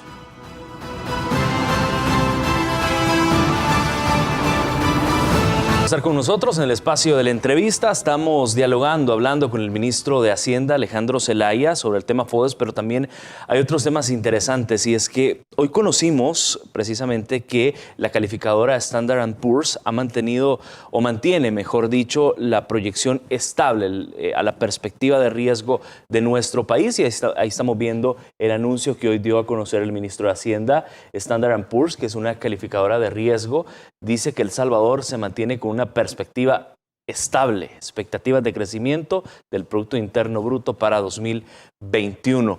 Para que el pueblo salvadoreño quizás entienda un poco, y esta es otra también de las tablas que dieron a conocer hoy, los resultados de las elecciones, dice Standard & Poor's, mejoran la capacidad de aprobar reformas. Nueva conformación de Asamblea Legislativa finalizará bloqueos políticos y el gobierno ha reducido la burocracia y facilitado la inversión. Quizás para que el pueblo salvadoreño entienda un poco, Standard & Poor's obviamente es una calificadora que mide el riesgo crediticio de los países, obviamente. Pero, ¿qué representa, qué dice o cómo se traduce cuando esta calificadora dice la perspectiva de riesgo para El Salvador es estable? Sí, bueno, Armando, hay para mayor explicación también de la población, ¿no? Todos los países contratamos calificadoras de riesgo que sirven para, pues como su nombre lo indica, para calificar o para determinar qué tan estable o qué tan inestable o qué grado de inversión tiene un país, ¿no? En el caso de El Salvador, nosotros recibimos una gestión, como te dije, de las finanzas públicas bastante desastrosa. Los últimos 15 años de gestión gubernamental fueron desastrosos en el plano económico y en toma de decisiones. Entonces, se contratan este tipo de calificadoras para que emitan este tipo de comunicados que le sirven al inversionista de parámetro para decir, bueno, los bonos soberanos de este país son menos riesgosos que este otro, entonces yo decido comprar deuda de este país. ¿Qué es lo que pasa cuando una agencia calificadora como esta dice que nuestra perspectiva es estable? Quiere decir que El Salvador es un socio confiable para la compra o para la venta de deuda soberana en el mercado internacional. ¿Eso qué es lo que hace? Evidentemente abarata el costo de la deuda, es decir, las tasas de interés a las que nosotros colocamos los bonos soberanos de El Salvador son más baratas, lo que permite que el país pues opte a financiamiento mucho más factible y las obras que vamos a ejecutar en el proyecto, en el gobierno sean más baratas o se abaraten, ¿no? Eso nos permite tener más fondos para hacer más obras para todos los salvadoreños. Básicamente así es como funciona el esquema. Nosotros trabajamos con 3 agencias calificadoras de riesgo, Fitch Rating, Moody's y Standard & Poor's. El parámetro normal es de 2 calificadoras de riesgo, pero en El Salvador nosotros hemos decidido tener 3. Entonces, en este caso, Standard & Poor's mantuvo la categoría de largo plazo, de la deuda de largo plazo en B-, con perspectiva estable, y la de corto plazo en B.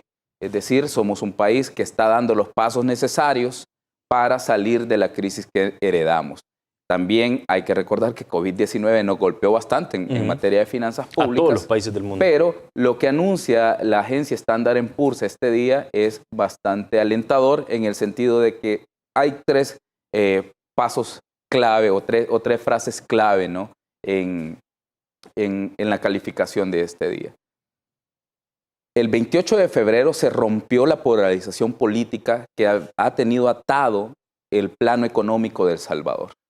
Con la mayoría ganada por el Partido Nuevas Ideas, se abre una nueva ruta de consensos políticos entre el Ejecutivo y el Legislativo. Yo siempre he puesto el ejemplo, los asocios público-privados. Nunca se llegaron a concretar porque el gobierno del FMLN no creía por cuestiones ideológicas en los asocios públicos privados. Y en la Asamblea, Arena estaba a favor de los asocios públicos privados. Pero nunca lograron ponerse de acuerdo. Ningún asocio público privado se aprobó desde el año 2013 hasta el año 2021. Los únicos que hemos impulsado, el primer asocio público privado de El Salvador, fue la gestión del presidente Bukele con la terminal de carga del aeropuerto, que primero Dios en los próximos meses la Asamblea deberá aprobarlo, y pues con eso estaríamos ya terminando el proceso del primer asocio público-privado de El Salvador.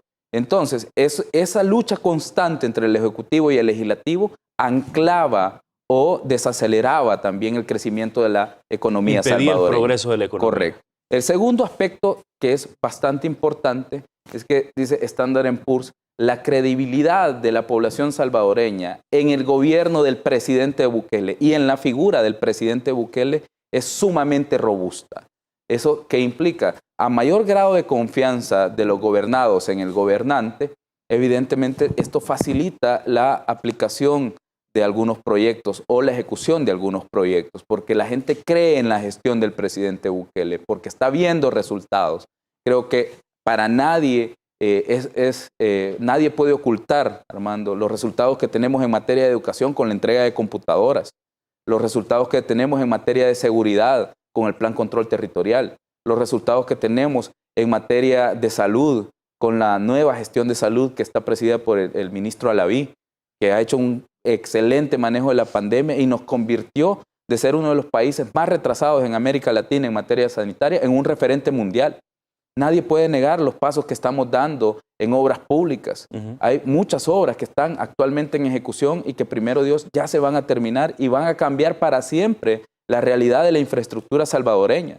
El bypass de Camino a Sor City, el bypass Gerardo Barrios, también el periférico Claudia Lars, son obras que en el pasado estaban tiradas. Bueno, el bypass de Camino a Sor City es una obra que el ministro Romeo Herrera encontró con 5 millones entregados de anticipo y lo único que había era unas excavaciones, habían dos ingenieros falsos que ahora están tras las rejas y eso era todo. En el caso de la represa o de la central hidroeléctrica 3 de febrero, que primero Dios ya la vamos a terminar también, lo que había era un enorme agujero de corrupción. Entonces, creo que ese tipo de proyectos le generan confianza a la gente y por eso apoyan tanto la gestión del presidente Bukele.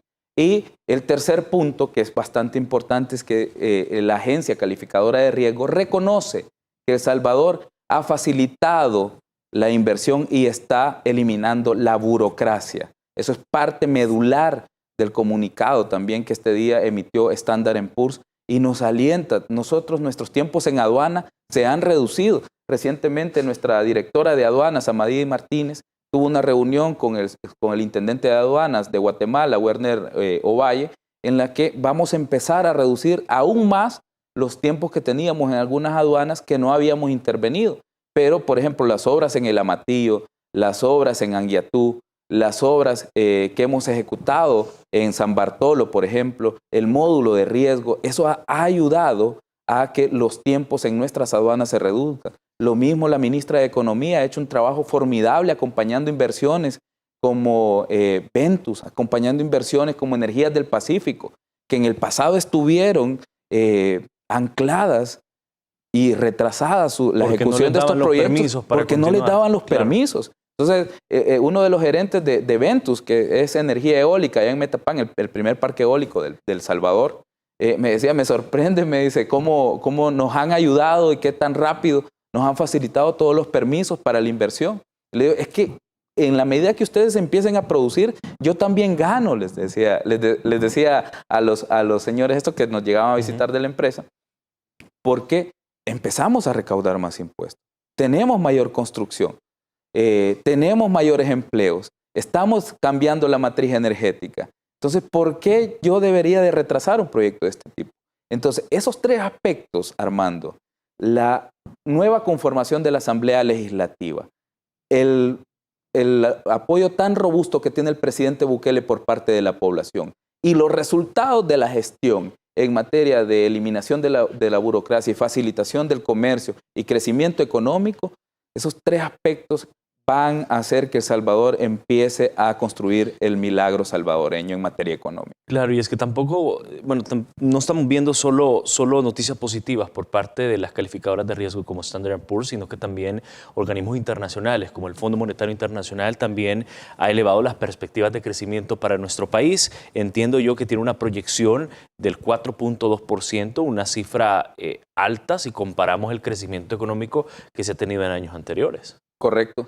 Y de hecho hay que recordar que Armando, nosotros venimos de una pandemia, algo sumamente inusual en la historia reciente de la humanidad, en la que todas las cadenas de suministro se vieron afectadas.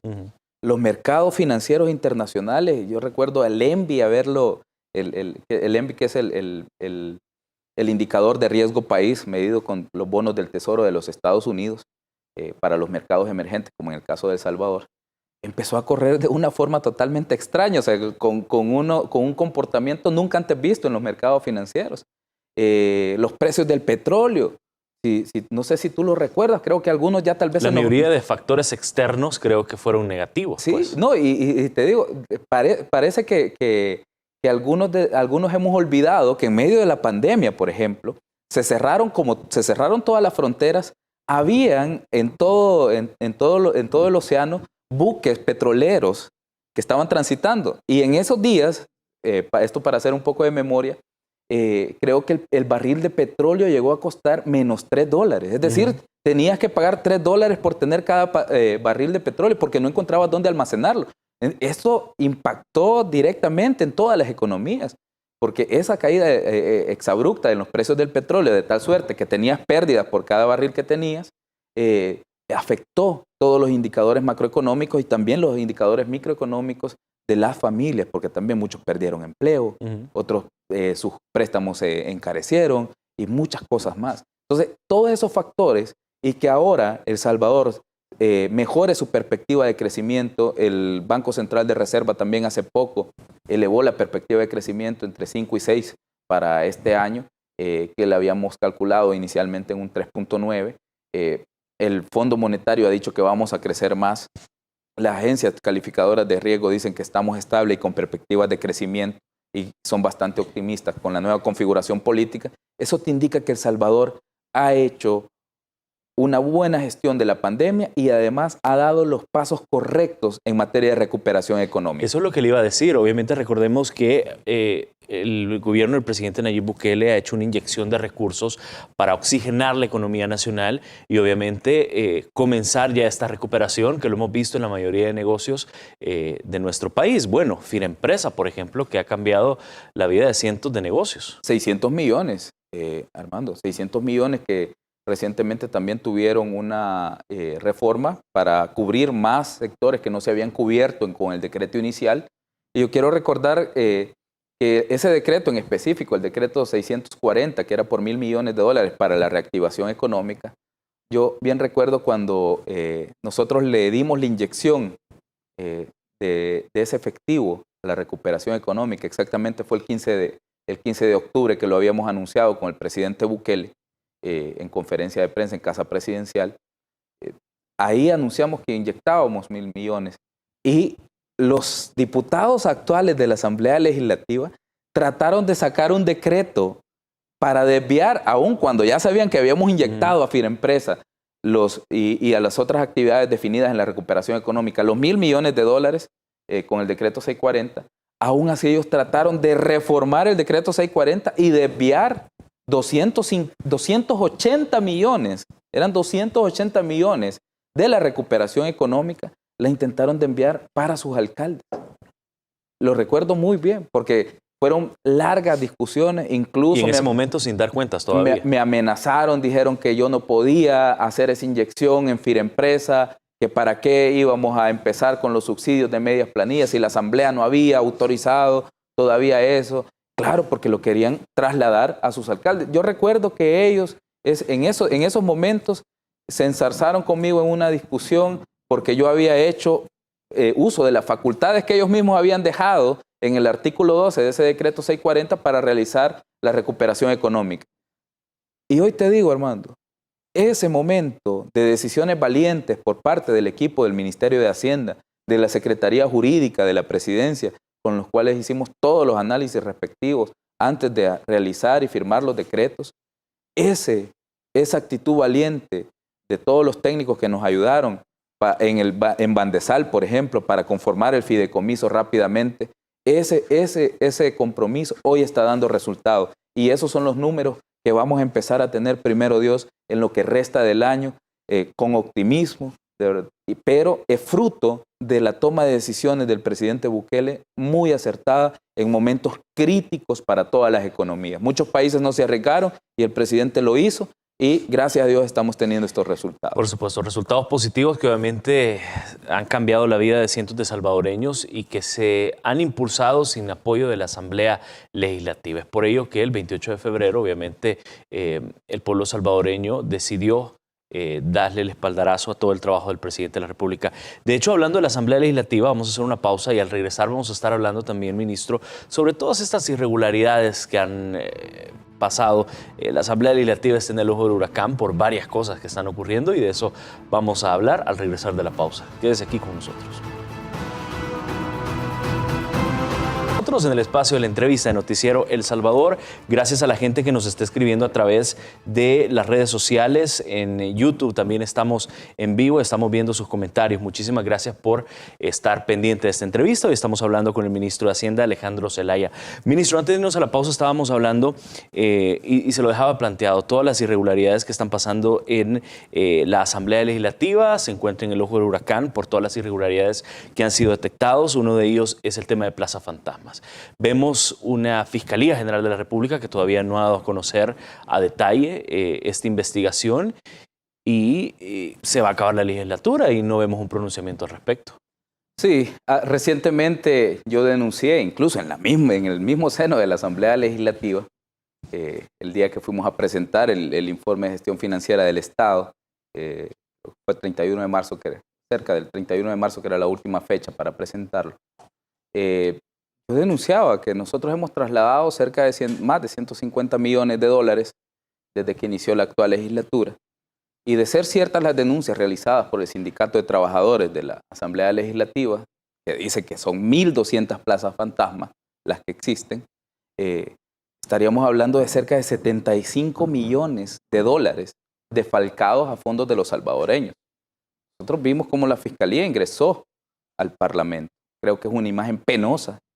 Es penoso a nivel... Primera vez en la historia. A nivel internacional, muy raras veces tú ves que se ingresa un ente de investigación fiscal a las instalaciones de un Congreso, pero en este caso las denuncias han sido demasiado evidentes y es un secreto a voces de que hay un uso abusivo de los fondos de los salvadoreños y en muchos de los casos que se están hurtando o se están robando, porque a mí me gusta llamar las cosas por su nombre, y realmente es un robo a los fondos de los salvadoreños, un robo descarado. Entonces serían cerca de 75 millones los que se podrían haber defalcado de fondos de los salvadoreños y de los cuales deben dar cuenta principalmente la Junta Directiva. Aunque ellos digan que ellos no son responsables, yo les quiero recordar que la ley de procedimientos administrativos establece quiénes son los funcionarios que tienen responsabilidad sobre las gestiones públicas y en este caso los titulares son los responsables de lo que sucede en las instituciones. Yo como ministro no me puedo desatender o no puedo decir eso que está sucediendo en Hacienda no es mi responsabilidad. Yo soy el titular y soy el ente encargado de establecer, uno, la disciplina dentro de la institución, evidentemente respetando los marcos legales y además de eso distribuir el trabajo entre mis colaboradores. Si uno de ellos no llega a trabajar y nosotros le estamos pagando, evidentemente también yo soy parte responsable por la supervisión. Así que en el caso de la Asamblea, es importante que todos los salvadoreños estemos a la espera de qué va a decir la Fiscalía, porque ya pasaron varias semanas y no ha habido ningún pronunciamiento. Y solo le quedan 22 días a esta legislatura. A esta legislatura solo le quedan 22 días. Y de verdad, muchos de los actuales diputados se quedan sin fuero legislativo. Yo espero que la justicia prevalezca, evidentemente respetando todas las garantías y todos los derechos. Armando, no estamos pidiendo tampoco que se violente ningún derecho de ninguna persona. Que se realice el procedimiento judicial, que se revise quiénes son los responsables y que además se les aplique el peso de la ley. ¿Qué va a ocurrir con el salario de este mes de los diputados y de los que trabajan en la Asamblea Legislativa? Bueno, vamos a tener que volver a sopesarlo, vamos a volver a revisar la situación y luego a tomar decisiones, ¿no? Lo que yo siempre he dicho es que incluso con los retrasos en su momento, Armando, tú recuerdas cuando el diputado Portillo Cuadra ofrendaba su vida porque le habían retrasado un día el salario, entonces yo también ahí mismo les decía que yo no quería afectar a los trabajadores, y seguimos bajo la misma lógica. Los trabajadores reales, los ordenanzas, secretarias, vigilantes y todo el personal de la Asamblea que realmente hace su trabajo, que tenga la plena seguridad que no va a ser afectada. Y le pregunto esto porque en las últimas horas conocimos que los diputados, antes de marcharse, el 30 de abril, van a recetarse un bono antes de salir de la Asamblea Legislativa. Y quiero que vean, solo producción me indica si lo tienen listo, un audio de la diputada Nidia Díaz del FMLN, donde ella explica la intención de recetarse este bono. Vamos a escucharlo. Es un acuerdo de directiva, el bono que dan en junio, porcentual, ¿va? Sí. A 4 meses. Eso principalmente a los trabajadores. Nosotros todavía no hemos decidido como grupo parlamentario si los diputados lo van a aprobar, lo van a recibir o no, ¿verdad? Pero a los trabajadores sí hay que darles. Empleados de todas las fracciones. De todas las fracciones, y la institucionalidad también lo recibe. Trabajadores donde hay muchísimos militantes de los partidos. Es que eso es lo que no entiendo, Armando, de verdad. No entiendo la desfachatez con la que algunas personas pueden tomar este tipo de situaciones. O sea, una ligereza para decir, no, vamos a adelantar el bono, no importa. Primero, preguntémonos, ¿por qué quieren adelantar el bono? Si el bono se da en junio y el bono es completamente legal y es para los trabajadores, ¿por qué no pueden esperar que llegue hasta junio? ¿Por qué lo van a adelantar? ¿Por qué pagarlo ahora, antes de que llegue la nueva legislatura? ¿Es acaso que hay plazas fantasmas que van a cobrar ese bono? ¿O es que también ese bono se va a desviar para otras situaciones o para otros asuntos o para otros objetivos? O sea, resulta muy, muy, muy raro que justamente antes de salir me voy a adelantar el bono. O sea, yo le recuerdo a la Junta Directiva de la Asamblea Legislativa que están administrando fondos públicos. No son sus fondos personales. Y cualquier malversación realizada con fondos públicos por cualquier funcionario tendrán que responder con su patrimonio personal. Así que tengan mucho cuidado con las decisiones que toman. No soy yo quien pueda o que tenga las facultades para ir a controlar ese tipo de gastos. Debe ser la Corte de Cuentas o en este caso la Fiscalía, que justamente está siguiendo una investigación por las plazas fantasmas y la planilla no está depurada hasta este momento. Entonces yo creería que la Fiscalía General de la República debería de pronunciarse y evitar que ese bono que está programado por ley, por reglamento interno y me imagino que también por contrato colectivo de los trabajadores de la Asamblea Legislativa, que se pague en junio. Si el bono es legal, se va a pagar por completo. Si los trabajadores son reales, se les va a pagar por completo. Nosotros hemos conversado con el Sindicato de Trabajadores de la Asamblea Legislativa, con Citral, y con el otro sindicato, que en este momento se me olvida el nombre. Nosotros no tenemos ningún problema con los empleados reales. Con quienes sí tenemos problema es que se les vaya a pagar a gente que no está asistiendo. Claro. ¿Y por qué adelantar el bono? ¿Por qué tratar de elegir a magistrados de la Corte Suprema de Justicia? Eso es lo que le iba a decir. Incluso se está hablando ya de un intento de realizar una elección de magistrados de la Corte Suprema de Justicia, algunos de ellos suplentes de la Sala de lo Constitucional y algunos de ellos ligados a algunos partidos políticos. Queremos que vea cuando son las 9 de la noche el tuit del señor presidente de la República, Nayib Bukele, y esto es lo que dice el presidente. Los diputados salientes intentan elegir magistrados de la Corte Suprema de Justicia antes de que entre la nueva Asamblea Legislativa que el pueblo salvadoreño eligió en las elecciones democráticas. Esperemos, dice el presidente, las condenas de los defensores de la democracia y la institucionalidad, que por cierto se han quedado algo callados, ministro. Sí, como siempre, incluso muchos de los periodistas incómodos. Pero esto es importante también que viéramos tal vez el tweet, si lo pueden volver a poner, porque a veces dice que el presidente está inventando cosas. Es la misma cuenta de la Asamblea Legislativa, como la pueden ver, la que dice aprueba la Comisión Política de la Asamblea Legislativa, que es por donde pasa este tipo de decisiones, aprueba dictamen número 51 para elegir y poner los nombres de los abogados que van a elegir como magistrados suplentes de la Corte Suprema de Justicia. Dicho cargo que finalizaría en el 2024. Claro, hombre, a 22 días piensan elegir personas que finalizarían su cargo en el año 2024. O sea, los diputados actuales creo que ahora sí rebasaron los límites de la vergüenza, ¿no? ¿Por qué? Porque su periodo está terminando. Su periodo está terminando. ¿Cómo se les ocurre que van a elegir a magistrados de la Corte Suprema de Justicia? ¿Qué es lo que pasa? Ellos pueden decir, no, solo es un dictamen. No, pero después del dictamen solo es llevarlo al Pleno.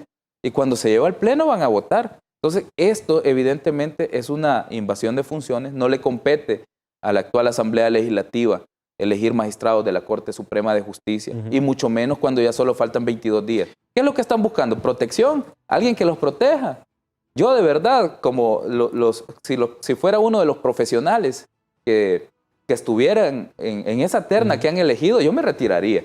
Definitivamente me retiraría. ¿Por qué? Porque evidentemente los están usando para tratar de protegerse una vez salgan de su mandato. Iba ante la voluntad, por supuesto, del pueblo expresada el 28 de febrero. Ministro, se nos acaba el tiempo, pero de verdad muchísimas gracias. Hay muchísimos temas que nos quedan pendientes, pero vamos a invitarlo nuevamente para evacuar los otros temas. Muchísimas gracias. Gracias, Armando, y solo hacerle el llamado a la ciudadanía. Tenemos 22 días también para que venza el periodo para declarar el impuesto sobre la renta. Le hacemos un llamado a todos aquellos salvadoreños que son responsables con sus impuestos y que también nos ayudan a llevar soluciones a las necesidades de la población, a que declaren antes del 30 de abril. Ahora es sumamente fácil, a esta época ya vamos 327,000 declaraciones recibidas. 327,000. Sí, tenemos un 58% de avance. Normalmente en estos días que faltan avanzan un poco más. La presentación de declaraciones, pues se presentan la mayoría de las empresas, por ejemplo, que les cuesta un poquito más cuadrar todos sus costos y gastos, y la facturación de sucursales y todo esto para consolidar en una sola declaración. Así que les hacemos el llamado para que seamos responsables, declaremos nuestros impuestos y evidentemente nos evitemos problemas y ayudemos al desarrollo de este país. Listo. Gracias, ministro. Ahí está el llamado para que seamos responsables. Tenemos hasta el último día de este mes para poder hacer la declaración del impuesto sobre la renta. Bien, muchísimas gracias por la sintonía. Nos vemos y escuchamos siempre mañana al filo de las 8 de la noche. Descanse.